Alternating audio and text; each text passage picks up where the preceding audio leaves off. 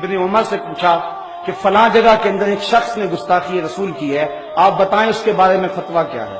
تو ابن عمر غصے میں آ گئے، کہا فتویٰ پوچھنے آگے ہو، پہلے اسے قتل کیوں نہیں کیا؟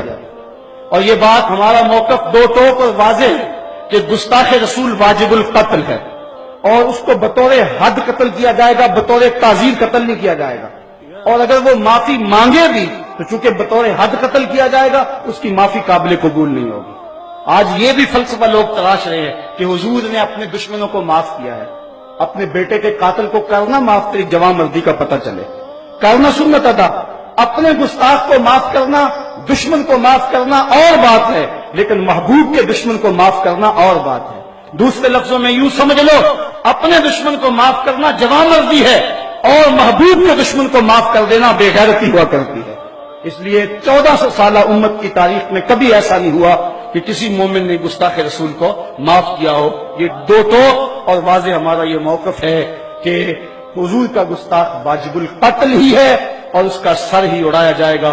بلکہ فتاوی عالمگیریہ میں 500 علماء ہند نے فتویٰ دیا، کسیرا گفت کہ جامع پیغمبر ریمناک بود۔ کسی نے اگر کہا کہ حضور جو لباس پہنتے تھے وہ میلا کچیلا ہوتا ہے، وہ میلا کچیلا ہوتا تھا، 500 علماء نے فتویٰ دیا اس کی گردن اڑا دو۔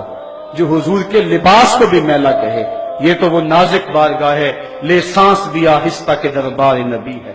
یہاں تو سانسوں کا شور بھی بے ادبی کہلاتا ہے۔ یہاں تو جنید و بایزید آتے ہیں، وہ بھی سانسوں کو روک کے آتے ہیں۔ تو یہ ایک اہم کام ہے اور فوری حل ہے۔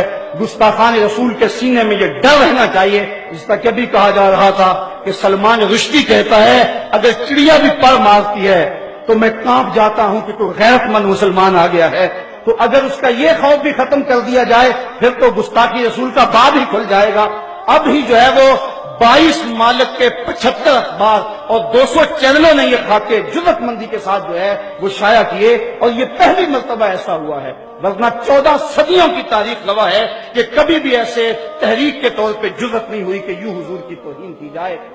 جوش میں آ جایا کرتی تھی غیرت، لیکن افسوس آج اس کشتی کو ہے خوف تلاطم صد ہے، منہ موڑ دیے تھے جس نے بڑھتے ہوئے طوفانوں